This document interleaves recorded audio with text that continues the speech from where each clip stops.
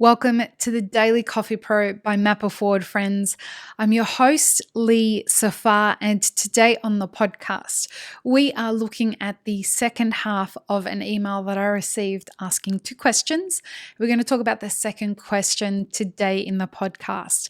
Before we get started, thanks to our presenting sponsor, the Global Coffee Town Hall, an event happening, which is the highlight of our event year. It's an event happening over the space of a week starting in October. For details, head to mapperforward.org/global coffee town hall, not the Global Coffee Town Hall, and check out the details for the event. It will be happening in 4 different languages: English, Arabic, Spanish, and Portuguese. So today on the podcast, I'm going to reread the letter that I received, or the email that I received, and we're going to talk about the second question in this. So the 2 questions that we received, the first one was, first, please explain why I have to use these weird gender pronouns with made-up words. And the second question is, why aren't women's groups in coffee considered sexist, but if an all men's group got together, it would be considered sexist? And I think they're both great questions. They're both really relevant. And from a lot of the conversations I've had in the industry, there's a lot of men out there that are feeling this about the second question in this, and that's what we're going to talk about today. Now, if you want to hear my answer to the first one about gender pronouns, check out the episode before this. But why aren't women's groups in coffee considered sexist? But if all men's groups got together, it would be considered sexist. Okay, this is complex, and you may not like the answer to this, but for many millennia, women have been treated on an uneven playing field to men. And if there is anything that I am excited about in the world right now, it's that I get to be a woman in this moment in history. Because women are finally breaking through in being able to have not quite an equal seat at the table yet, but we are building more momentum towards that.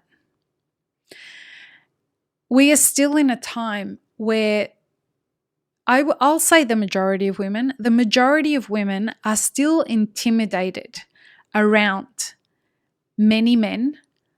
The majority of women that I know, anyway, are intimidated when in groups of men because a lot of men are not yet quite on board with the whole gender equality thing. And because of that, women find strength together. When people who are oppressed come together to work towards a common goal, they spend more time working on that common goal than fighting against forces that are just not helpful. And I know, as someone who is probably less intimidated than most of the women that I know around men, I am still sick of having to fight against these forces that men are usually unconscious of, that give them the opportunity to believe that their ideas are more relevant than mine simply because I'm a woman. And those are men who would typically think that they're not sexist. And when I take the time to point out where their unconscious bias is towards me as a woman, most of the time they're shocked that that existed in them and they apologize. When we're in groups of women, we don't have to worry about fighting against those forces. And so it's a way for us to be more productive, to elevate each other, not because we're trying to exclude men, but because we are trying to get more done. We recognize that when we do compete with other men, that there seems to be this bias against whether it's conscious or not. But there's a bias against women because women can be too emotional, women can be irrational, women get their period, women get pregnant, women have to look after the family, etc., etc., etc.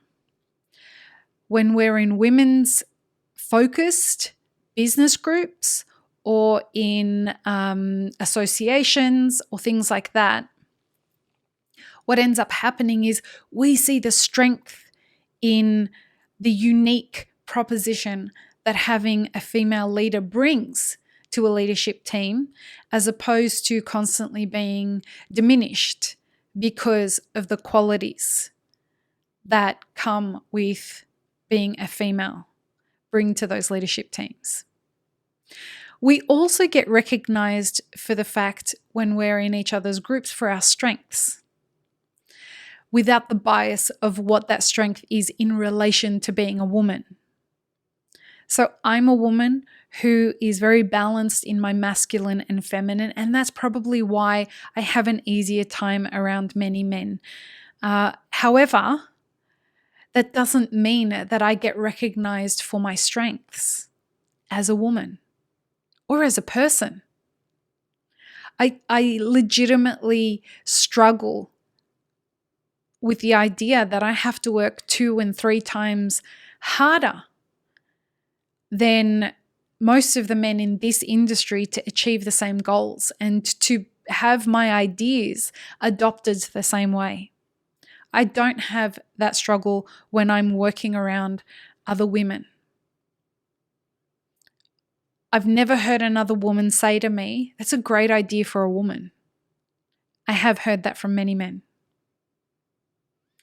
And so, is being in an all-women's group sexist? Maybe.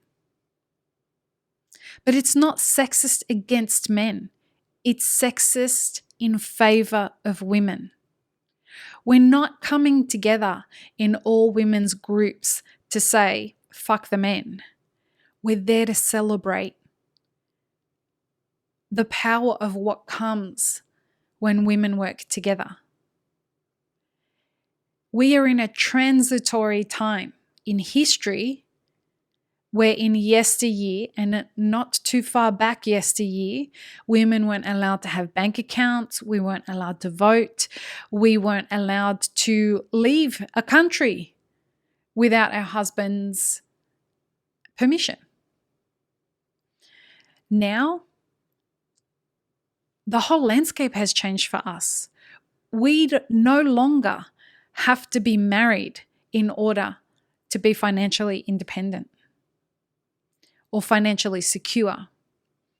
We can make our own money. We can have our own businesses. We can have our own ideas, but we still have a wall to battle against having those ideas be considered on an even playing field.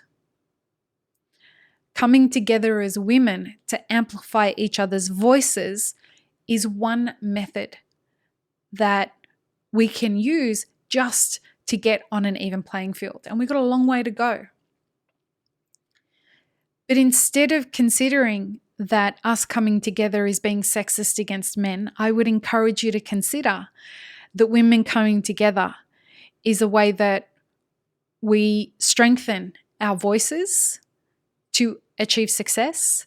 And it's a way of us feeling that we have the opportunity to, I guess, not have to combat the things that we usually have to combat in the everyday life of the hard work that's necessary to be thought of as less that because you're a woman. And it happens so much. The number of times I was told, imagine if Elixir Specialty Coffee had been run by a man. You wouldn't have a problem in the world. So we've got a long way to go. We really do have a long way to go. And I would say to the men out there, nobody is telling you that all men's clubs business groups, things like that are something you shouldn't be doing. In my personal opinion, there needs to be more men coming together to listen to each other's concerns, listen to each other's struggles. Where men coming together is seen as a problem is when they're coming together to misogynize women, when men are coming together to degrade women and other people. But when men are coming together, and I see this with a lot of my male friends now that are coming together to discuss the fact that masculinity has been bastardized by previous generations to be this hyper toxic, really aggressive thing, when in actual fact, there is a deep sense of insecurity steeped into masculinity that they have not been able to address. Now, this is so present in our industry.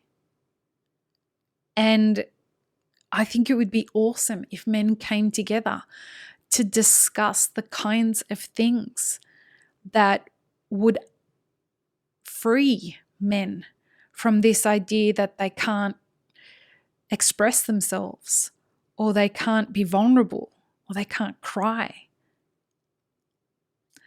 So I think that there's something to be said for this question that I've received.